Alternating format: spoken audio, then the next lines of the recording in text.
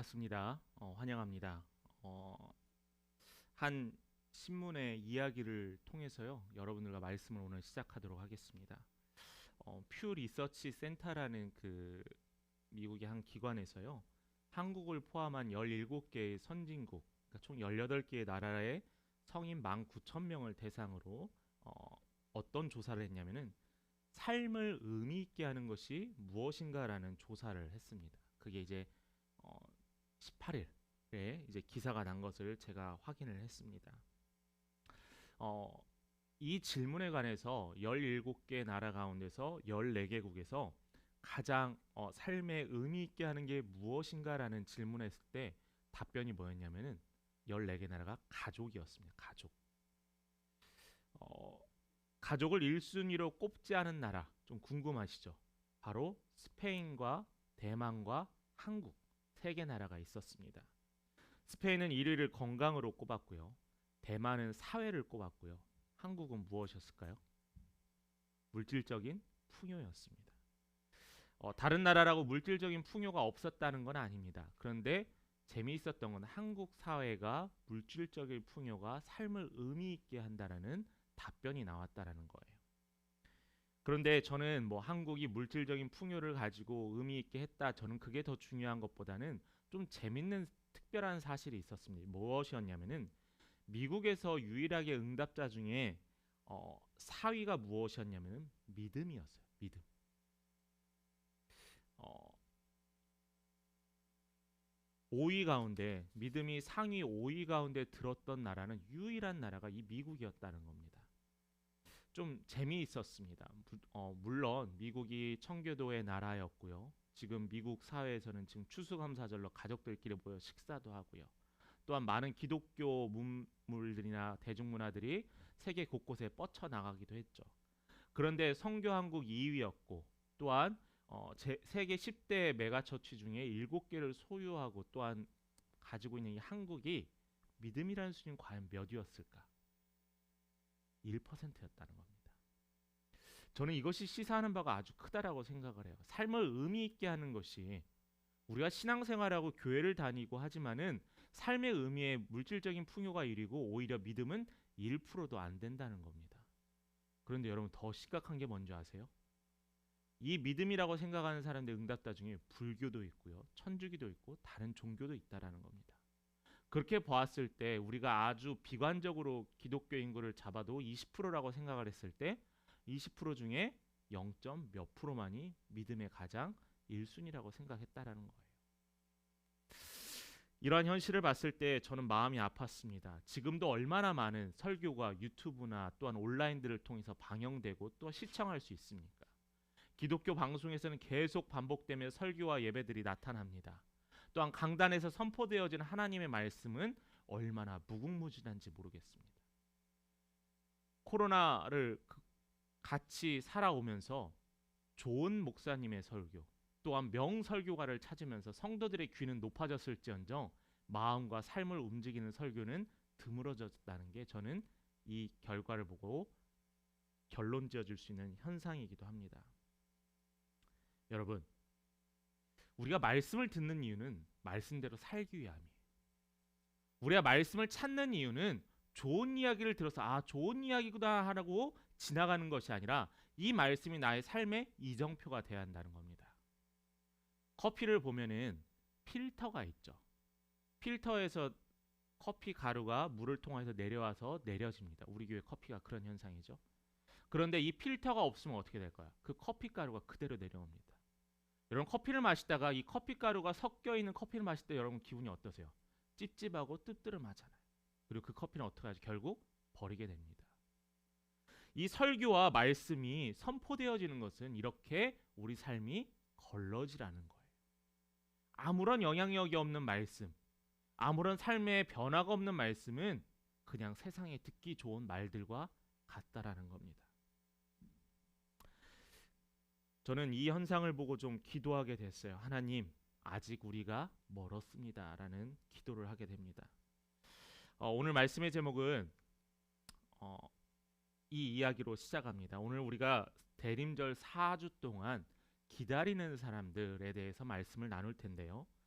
이 기다림의 첫 번째 시간이 바로 행복한 기다림입니다. 행복한 기다림. 사람의 마음을 가장 설레게 하는 것 무엇일까? 선물을 기다리는 사람도 있겠지만 그 안에는 선물보다는 기다림이 있다라는 거예요. 매주 토요일 날 많은 사람들이 저희 근처의 상가에 가보면은 복권 파는 곳이 있습니다. 그곳에 많은 사람들이 줄을 서 있어요. 왜요? 복권을 사려고요. 토요일 날 발표되는 로또를 사기 위해서요. 단돈 5천 원이지만 그것이 그 사람들에게는 설레임이 되고 기다림이 되고 행복감이 됩니다. 여러분 혹시 로또가 안 돼서 계속 평생 동안 우울에 빠지고 절망한 사람 여러분 들어보셨어요? 아니잖아요. 금방 또 다른 기대를 하게 됩니다. 이게 이 복권을 사는 사람들의 이유라고들 합니다. 복권을 안 사는 분들도 계시죠. 어떤 분들은 목사님 복권이 성서적인가요? 성서적이지 않나요? 라는 질문도 합니다. 저는 이것이 우리의 삶을 지배하지 않는다면은 해도 된다라고 생각을 해요. 너무 우리가 경직된 사회에 경직된 신앙을 갖지 않고 열려있는 사고방식을 갖는 게 중요합니다. 그런데 우리가 조금 더 실생활적인 이야기를 하죠. 우리가 과거에 소풍 갔을 때 저 때는 소풍 가는 게 뭐 사이다 콜라 사는 게 되게 어려웠던 때였지만은 그것을 사고 전날 저녁에 저는 설레이고 기대합니다. 그런데 일기예보에 다음날 비가 내린다고 했어요. 여러분들 어떻게 행동을 취하셨겠습니까? 혹시 비가 올까 안 올까는 걱정이 앞서기도 하고요. 비가 만약 온다면 학교에서 어떤 연락이 올까 두려움에 떨기도 했습니다. 몇 가지의 과자, 학교 수업을 안 하고 소풍 간다는 그 기다림, 그게 얼마나 행복했었을지 모릅니다. 그런데 이렇게 설레였던 기다림, 복권을 사거나 소풍을 하거나 성탄절 다가올 성탄절에 선물을 받거나 이 설레이는 행복보다 더 큰 설레임이 있다는 게 뭐냐면은 바로 예수님이 오신다는 기다림이라는 거죠. 예수님께서 이 땅에 오셨습니다. 우리가 그 예수님이 오시는 그 날을 기다리면서 우리가 이 대림절을 보내야 될 거예요. 그래서 최초의 교회였던 초대교회들의 모습들을 본다면은 그들의 성도들은 항상 모여서 무엇을 했냐면은 예수님의 오심을 기다렸어요. 예수님이 우리 안에 오시옵소서, 예수님 이 땅에 다시 오시옵소서라는 그들의 마음이 바로 초대교회 성도들의 마음이었습니다. 그래서 초대교회 성도들은 예배를 드리려면 만날 때마다 뭐라고 인사했냐면 마라나타라고 했어요. 마라나타, 주님이 다시 오십니다. 초대교회 성도들은 매일매일 예배를 드리고 인사할 때마다 모임을 할 때마다 마라나타 주님 다시 오십니다라는 기도를 했다는 거, 인사를. 그게 바로 그들의 마음이었습니다. 그렇다면은 우리는 어떻게 살아가야 될까? 그 첫 번째로 소망의 촛불을 켜시기 바랍니다. 이번 주간부터 대림절입니다. 대림절. 작년 성탄절 때도 얘기했지만 아마 이것은 매년 성탄절 때 얘기할 거예요. 그래도 잊었을까봐 이야기를 합니다. 이 대림절이라는 것은 예수님이 다시 이 땅에 오심을 기대하는 날이에요. 기다리는 날이에요. 그래서 그 뜻은 예수 그리스도가 이 땅에 다시 오십니다라는 겁니다. 그래서 예수님이 이 땅에 도착하셨음을 기억하고요. 다시 오실 예수님을 소망하는 거예요. 그냥 성탄이 그냥 아기 예수가 우리에게 나셨습니다 해서 멈추는 것이 아니라 하늘에 승천하신 그 예수님께서 우리에게 다시 오실 것이다라는 소망을 품는 것이 이 성탄의 의미라는 겁니다. 그래서 이 성탄이 과거에만 머물러서는 안 되고요. 현재 우리가 누리는 즐거운 그냥 크리스마스만 머무를 것이 아니라 어디까지 확장되었냐면은 다시 오실 예수 그리스도까지 기대한다는 겁니다. 여러분 앞에 우리 온라인으로 예배드리신 분들은 안 보이시겠지만 앞에 꽃 화분이 있죠. 저는 몰랐었는데 미국 갔더니 이 꽃 화분이 엄청 많더라고요. 성탄절을 기대하면서 이 꽃들을 합니다. 우리 강대상에도 초를 5개를 놓았습니다. 오늘 초가 어떤 색 초가 켜졌죠? 가장 진한 보라색이에요. 이것은 소망의 촛불, 희망의 촛불이라고 합니다. 그래서 대림절 4주간 진한색 보라색부터 분홍색까지 매주 하나씩 초를 켜고요. 성탄절 당일에는 가운데 있는 하얀색 초를 킵니다. 이것이 바로 성탄을 기다리고 소망한다는 의미예요.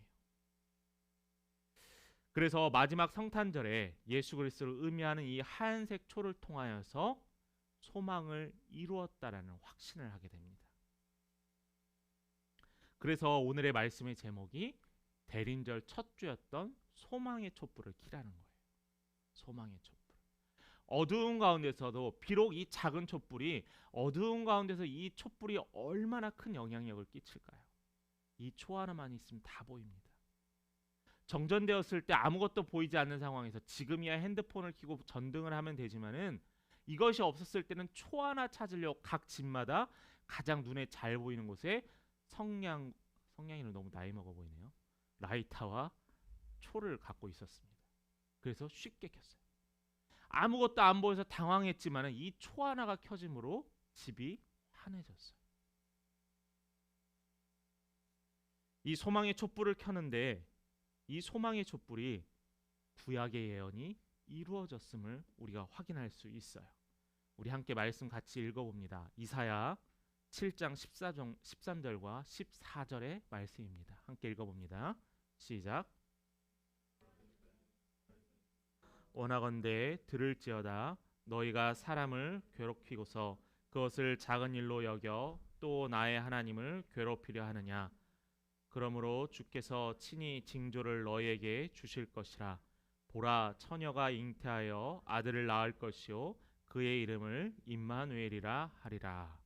자, 이 말씀이요, 이 이사야 선지자가 이 말씀을 선포했을 때는 예수님의 탄생에 무려 750년 이전이었다라는 겁니다. 750년 이전에 예수님께서 보라, 처녀가 잉태하여 아들을 낳을 것인데 임마누엘이라 하리라는 거예요. 너희와 함께 하시는 하나님이 오실 것이다라는 겁니다. 이 예언이 이루어졌어요. 이사야가 살았던 이 절망의 때에, 이 어두운 시기에 예수라는 귀한 촛불이 우리에게 나실 것인데 그 촛불을 통하여서 온 세상이 밝혀질 거라는 말씀입니다. 이 외에도 시편과 미가와 또한 창세기와 또한 이사야의 곳곳에서 이 아기 예수님의 탄생과 죽음과 수많은 것들을 예언하고 있어요. 예언이라는 게 뭐죠? 이루어지는 게 예언이잖아요. 이루어지지 않으면 우리는 그걸 예언이라고 하지 않습니다. 한때 사람들이 노스트라다무스의 예언이 이루어질 것이다, 2000년에 밀레니엄이 돼서 전 세계가 멸망할 것이다, 이루어졌나요? 이루어지지 않았습니다. 그런데 하나님의 말씀, 하나님께서 주신 선지자를 통하여서 선포되어졌던 이 말씀이 이루어졌다라는 거예요. 왜냐하면 아기 예수가 태어났기 때문입니다. 예수님 탄생 당시에 이스라엘 백성들의 소망이 있었어요. 그 소망이 뭐였냐면은 메시아입니다. 메시아. 메시아가 뭐냐면은 우리를 구원해낼 자라는 거예요. 구원해낼 자. 왜 이들은 간절히 메시아를 기다릴까요? 예수님이 탄생하기 전에 이스라엘 백성들 로마의 압제에 살고 있었는데 그들에게 바랬던 것은 메시아가 나타나셔서 우리를 이 로마의 압제로부터 우리를 구출해 달라는 거예요.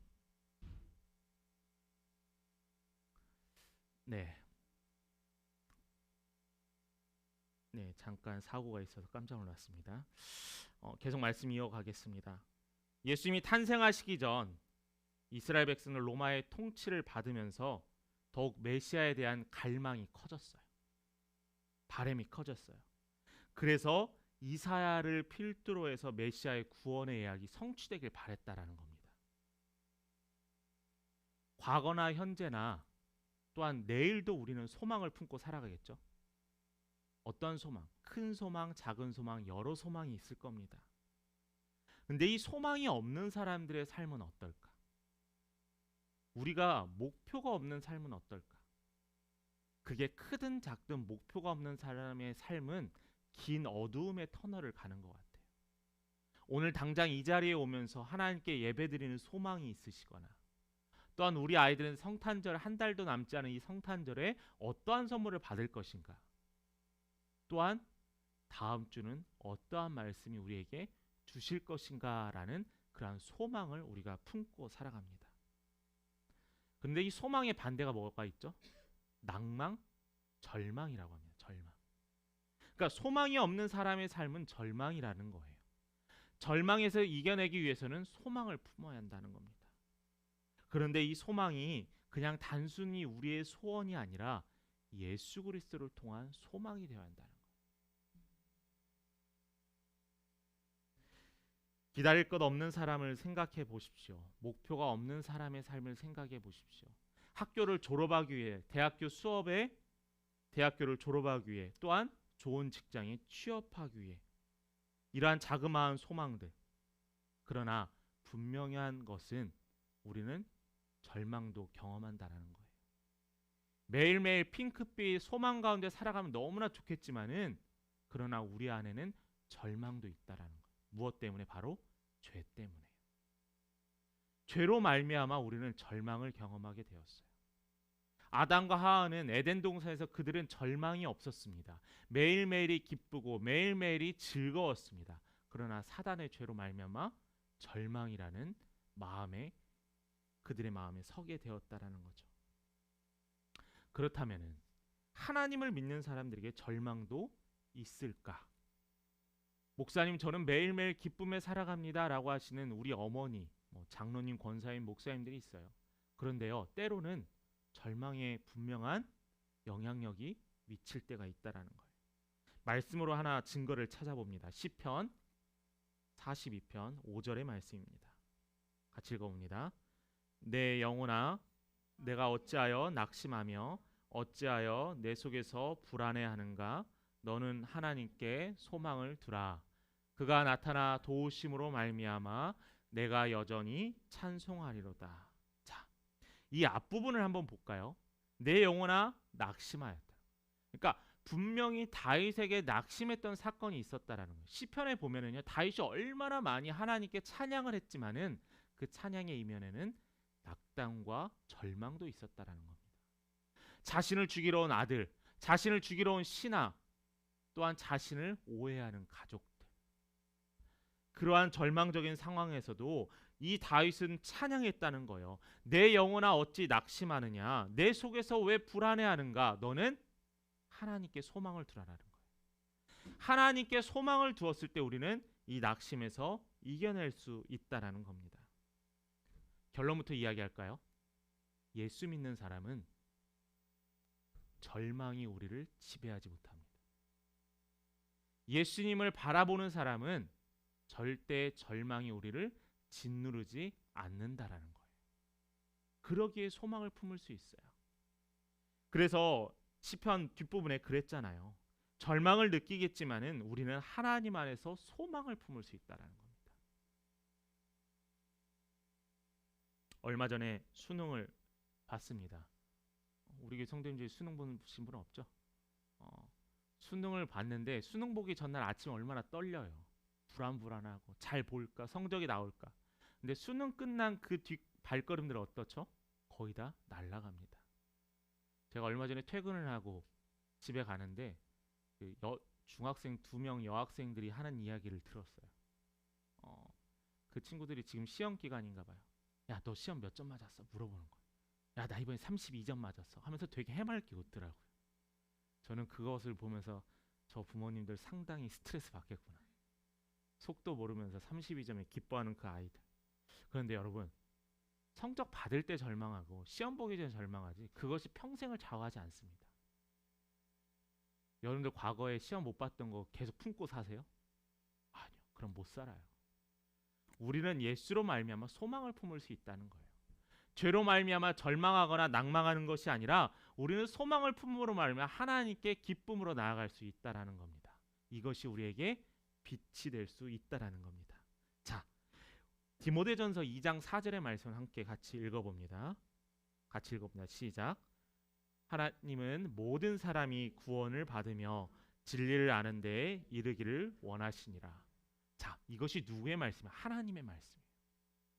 인간만 소망을 품는 것이 아니라 하나님께서도 소망을 품으신대요. 어떤 소망이냐면은 바로 모든 사람이 구원받는 거예요. 하나님의 소원은 다른 게 없대요. 하나님의 소망은 다른 것이 없어요. 모든 여기에 있는 우리의 구성원들이, 하나님의 백성들이 구원받는 거래요. 참 고맙습니다. 하나님의 소망이 구원받는 것입니다. 하나님께서 이 땅에 사람들이 품기를 원하는 소망도 마찬가지예요. 예수 그리스도의 통치를 받고 구원에 이르는 것을 바라고 있습니다. 하나님께서 보실 때 오늘날 이 땅 가운데 근본적인 절망은 세상에 어떠한 공급도 없고 부족해서 오는 게 아니에요. 무엇이냐면은 예수님과의 관계가 끊어지는 거예요. 예수님을 잊는 거예요. 그래서 영적인 절망에서 헤어나지 못하는 것이 그들의 모습입니다. 한국교회를 위해서 기도해야 합니다. 교회가 세상으로부터 빛을 잃어가고 소금의 역할을 감당하지 못하는 상황에서 믿는 우리들은 먼저 예수를 바라보며 소망을 품어야 돼요. 위드 코로나로 그래도 대부분의 교회들이 현장 예배를 재개했습니다. 그런데요, 안타깝고 슬픈 것은 현장에 돌아오지 않는 성도들이 너무나 많다라는 거예요.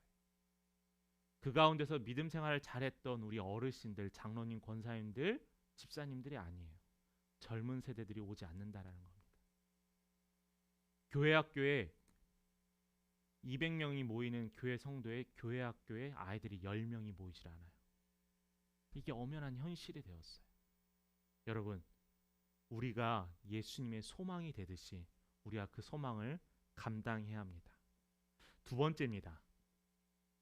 소망을 품으셨다면은 대림절을 준비하세요.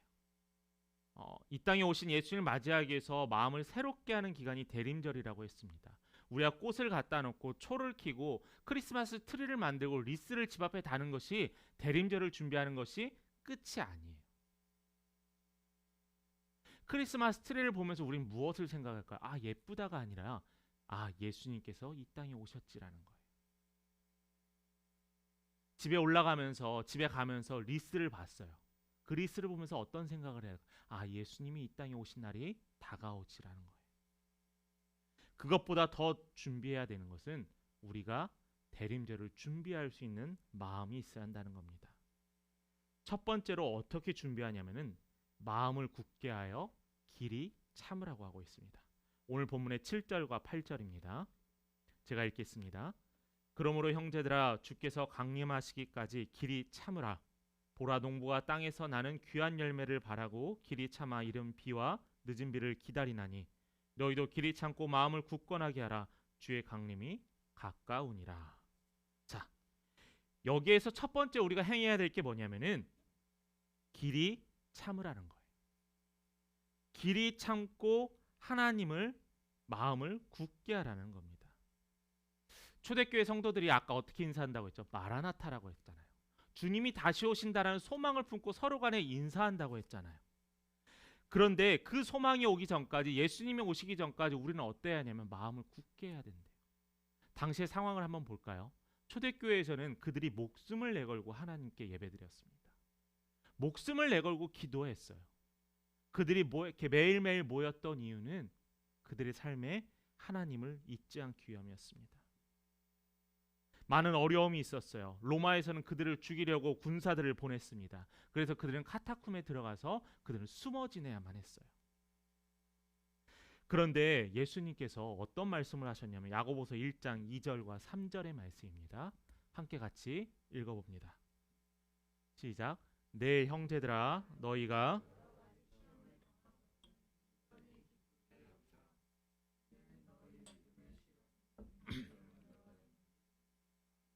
자, 너희가 아는 게 뭐라고 하냐면은 너희가 시험을 여러 가지 당할 거라는 거예요.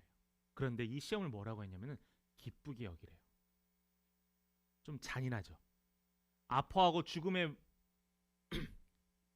앞두고 있고 언제 위험할지 모르는 이 상황에서 최근에 들려왔던 소식은 스데반이 돌에 맞아 죽었다라는 소식이 들려왔어요. 그래서 그 초대교회에 모였던 성도들은 두려웠어요. 걱정되었어요. 언제 우리도 스데반 집사같이 죽임을 당하지 않을까?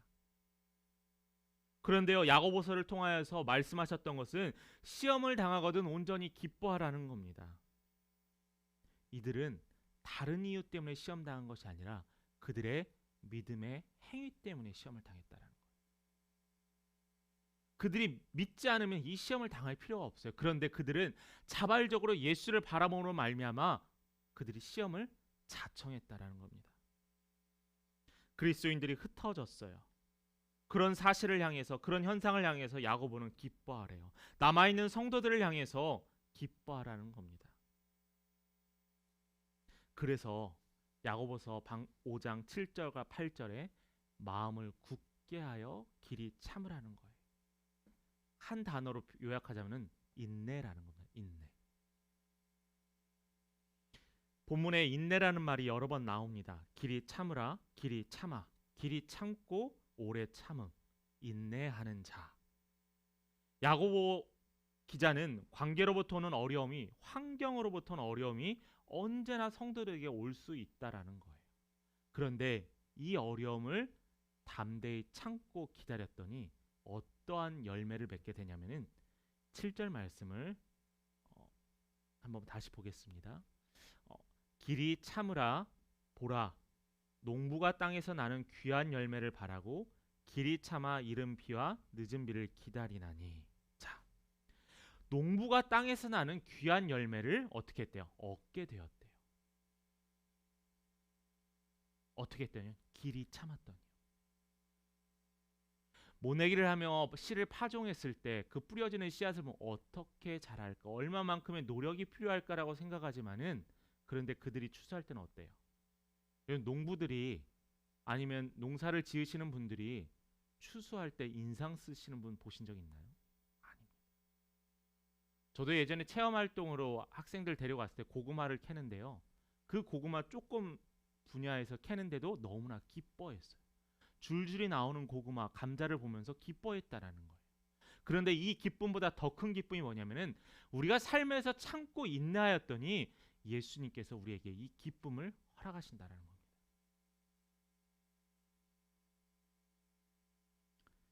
농부가 땀을 흘리고 또한 인내하며 기다렸던 이유는 귀한 열매가 있기 때문입니다. 우리가 믿음의 생활에서도 참고 기다린 이 모든 이유가 귀한 열매, 바로 천국이 우리에게 선물로 주어졌기 때문이라는 거죠. 자, 그렇다고 하나님께서는 우리에게 어떻게 조금 더 구체적으로 이야기하시냐면 그냥 마냥 기다리라고 하지 않아요. 그냥 기다려, 그냥 가만히 있어, 아무것도 하지 마가 아니라 뭐라고 이야기하냐면 9절의 말씀에 이야기합니다. 9절입니다. 형제들아 서로 원망하지 말라. 그리하여야 심판을 면하리라. 보라, 심판주가 문 밖에서 계시니라. 이 말씀을 통하여 대표적인 게 무엇이냐면은 감사하면서 기다리라는 거예요. 감사하면서. 인내를 감사함으로 감당해라고 했던 것처럼 참고 기다리고 이 열매가 주어지기 전까지 감사함으로 기다리라는 거예요. 당시 야고보가 초대교회를 향해서 이야기했던 것은 너희들이 지금 경험하고 있는 이 고통과 고난과 어려움을 감사하며 기다리라는 겁니다. 그런데 9절의 말씀에 뭐라고 하고 있어요? 원망하지 말래요. 원망하지 말라는 거예요. 어떠한 원망도 하지 말고 하나님을 바라보라는 거예요. 여러분, 모든 문제의 근원이 뭘까? 상대방을 향한 원망입니다. 남편이 아내를 향해서 원망을 하고요. 아이들은 부모를 향해서 원망을 합니다. 직장 후임은 직장 상사를 원망하고, 우리가 어느 순간에 이러한 생활이 당연히 익숙화됐어요. 왕따라는 문제의 현상을 보면서 어떤 친구가 그런 인터뷰를 했던 기사가 있어서, 왕따를 했던 친구였는데 내가 친구들로부터 따돌림 당하지 않기 위해서 그 친구를 괴롭혔다라는 거예요.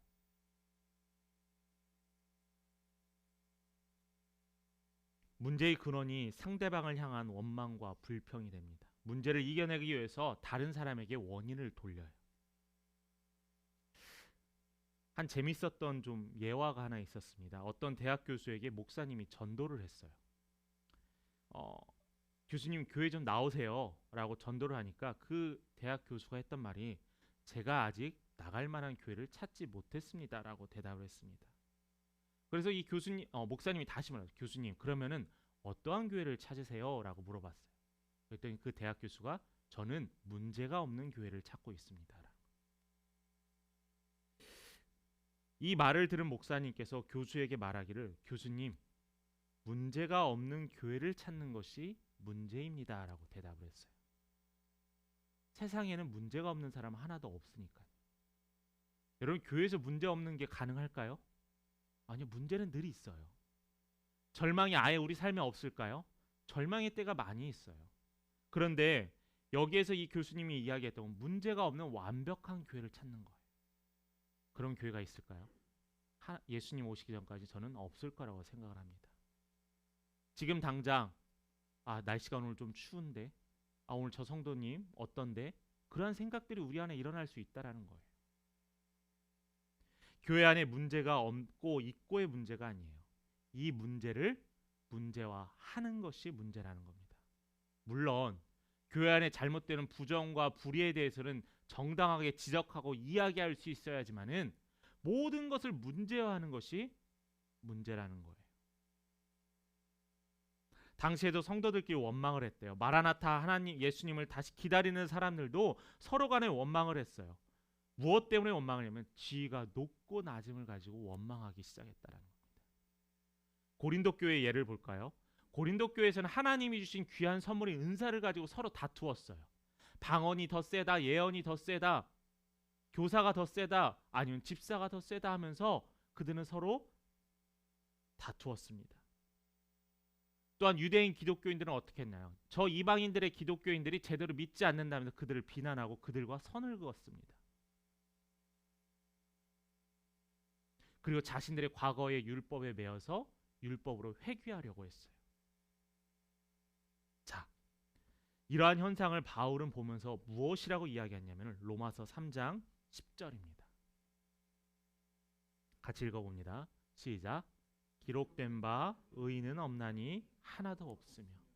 자, 의인이 하나도 없대요. 바울이요, 그렇게 전도하고 그렇게 복음을 잘 전하고 열심히 했던 이 바울이요, 바울도 사역의 방향이 틀려서 갈라졌던 사람도 있었습니다. 교회 안에서도 생각이 다를 수 있어요. 그런데 틀리진 건 아닙니다. 하나님께서 새로운 길로 인도하여 주실 거라는 거죠. 은혜 받은 성도는 여러분 기억하십시오. 마음이 넉넉합니다. 은혜가 되는 교회, 마음이 넉넉한 성도들, 그 교회 안에는 용서와 사랑이 넘쳐요. 감사가 넘쳐서요, 은혜 받은 자들에게는 모든 것이 원인이 하나님의 은혜였다라는 거예요. 그래서 그들에게는 모든 원망을 사람들에게 돌리는 것이 아니라 이 세상에 생기는 모든 문제는 이 용서와 사랑이 없기 때문에 발생하는 거라는 겁니다. 여러분, 은혜의 안경을 쓰시기 바라요. 은혜의 안경. 이 은혜의 안경을 끼면은 모든 사랑과 현상들이 다 주의 은혜로 받아질 수 있다라는 겁니다. 그래서 이 은혜의 안경을 꼈을 때 우리는 감사할 수 있는 믿음을, 신앙을 소유할 수 있게 된다는 거죠. 말씀을 정리합니다. 우리는 오늘 무엇을 소망하며 살아갈까요? 예수님의 오심을 기다리시기 바랍니다. 하나님을 끝까지 믿고요, 오실 예수 그리스도를 소망으로 품고 살아가는 것이 바로 임마누엘의 신앙이에요. 하나님께서 우리와 함께 하시는 이 임마누엘의 신앙, 그것이 바로 우리가 소유해야 하고 바라봐야 될 신앙입니다. 우리 절망의 문제를 예수 그리스도를 통해서 해결해 주셔서 천국의 소망을 주셨습니다. 우리가 해야 될 것은 우리의 삶의 소망을 예수님께 두고 주신 말씀대로 살아가시기를 간절히 바랍니다. 선택적인 적용이 아니에요. 절대적인 순종이 필요합니다. 성도님 한 분 한 분 대림절을 지키시면서요, 또한 성탄을 기다리시면서요, 이 땅 가운데 진정한 소망이 누구인지 확인하시고 그러한 예수님께 소망을 품으시며 살아가시는 우리 귀한 믿음의 성도님 되시길 간절히 축원합니다.